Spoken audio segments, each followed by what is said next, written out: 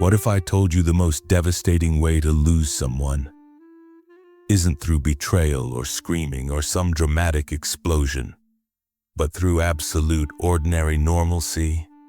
No final argument, no slammed doors, no "we need to talk." Just a slow fade into silence so complete that you start questioning whether the relationship meant what you thought it did.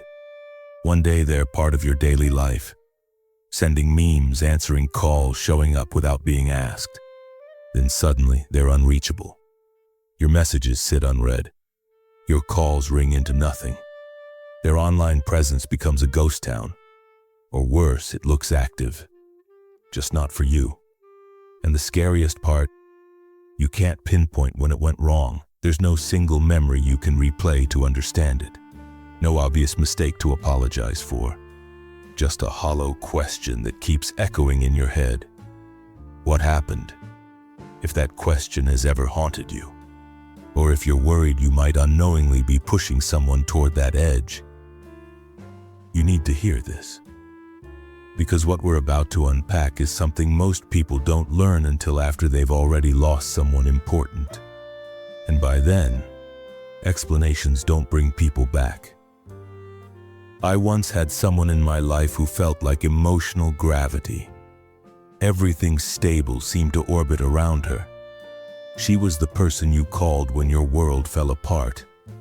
The one who remembered tiny details nobody else noticed. The one who showed up early, stayed late, and never made you feel like a burden. Need help moving? She was there with gloves and coffee. Need someone to listen at 2 a.m.? She answered on the second ring. Need advice, distraction, encouragement, perspective? She delivered all of it without hesitation. I thought that meant she was just incredibly strong, unshakable, built differently. What I didn't understand was that strength doesn't mean infinite capacity. Over time, my calls developed a pattern I didn't notice. They started with emergencies, problems, requests, rarely celebrations.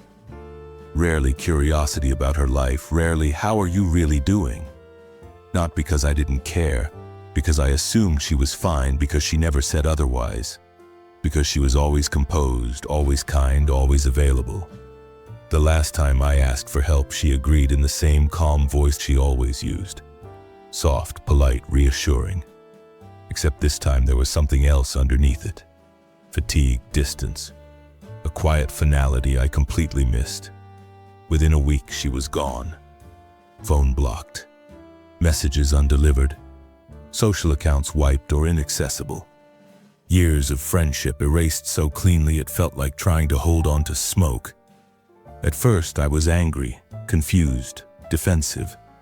I replayed everything, looking for some catastrophic event that justified such an extreme reaction. There wasn't one. Eventually, a far more uncomfortable realization settled in. She didn't disappear because of one moment.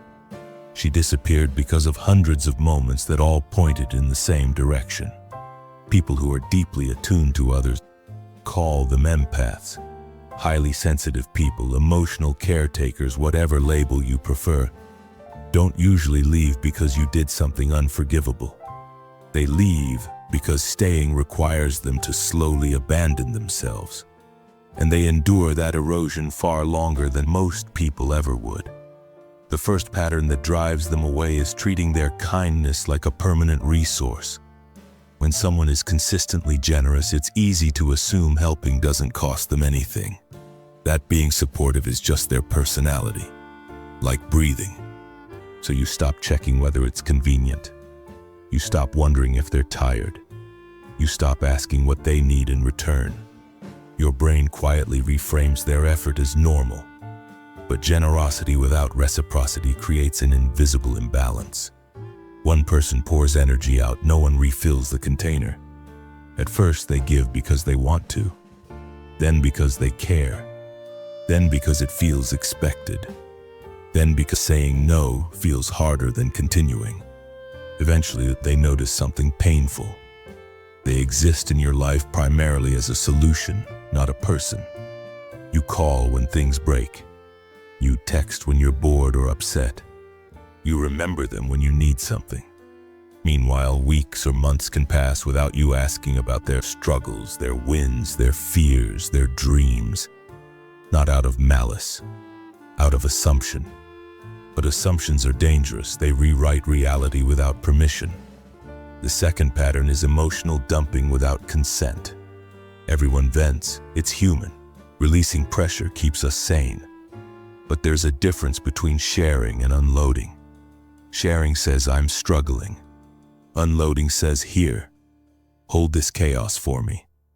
If someone processes emotions deeply, your stress doesn't just pass through them. It lingers. They replay it, analyze it, feel it in their body long after the conversation ends. You hang up lighter. They hang up heavier. Do this repeatedly without checking their capacity, and you've unknowingly turned them into an emotional shock absorber. And shock absorbers don't last forever. They wear down quietly until one day they fail all at once. No warning light, no gradual slowdown, just sudden collapse. The third pattern is invalidating their inner world.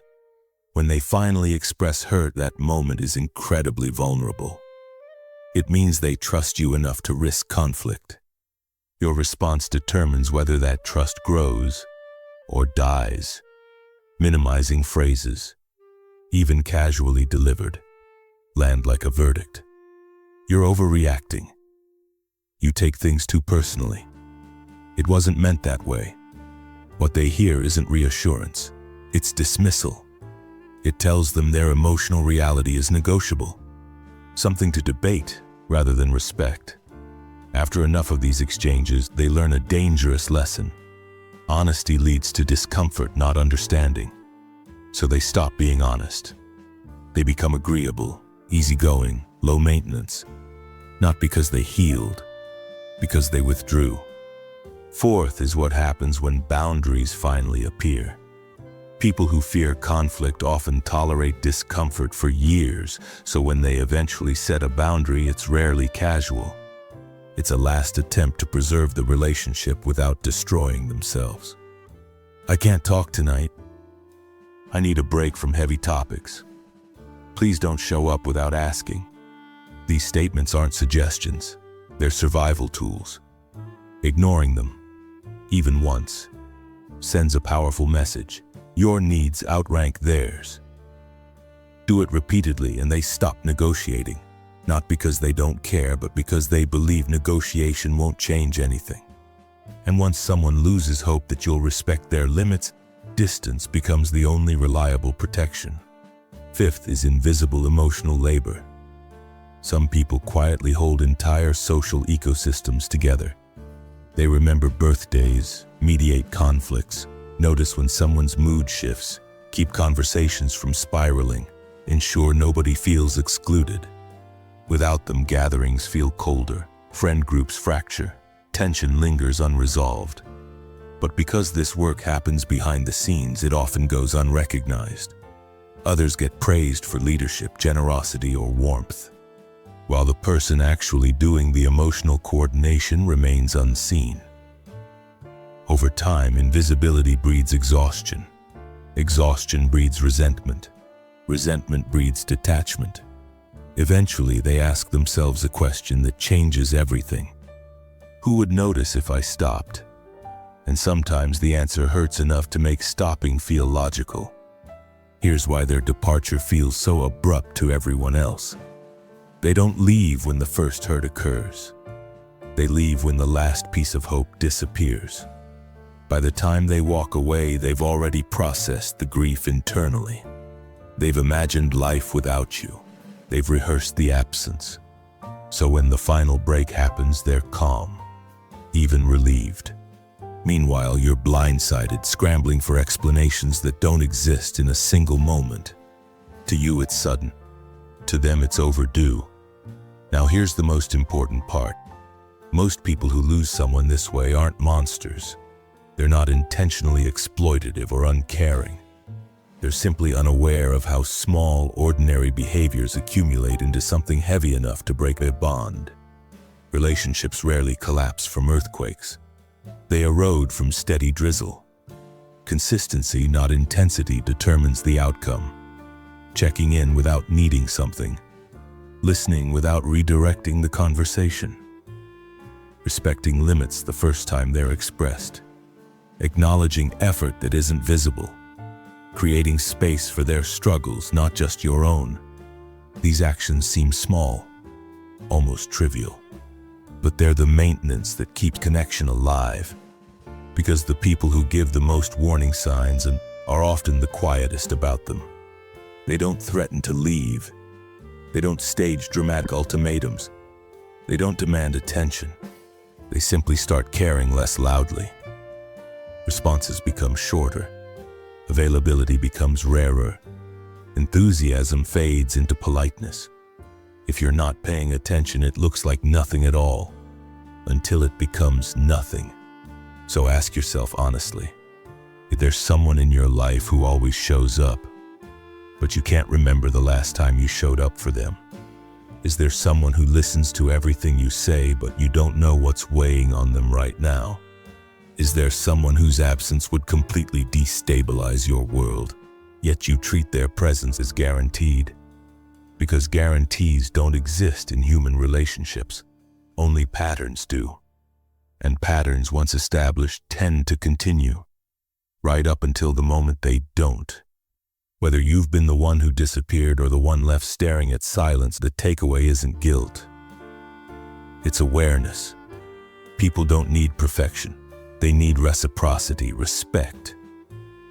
Proof that they matter as much as the role they play in your life. Sometimes the most powerful thing you can do isn't a grand gesture or a dramatic apology. It's a simple, genuine check-in with no hidden agenda. Hey, how are you? Really? And then actually listening to the answer.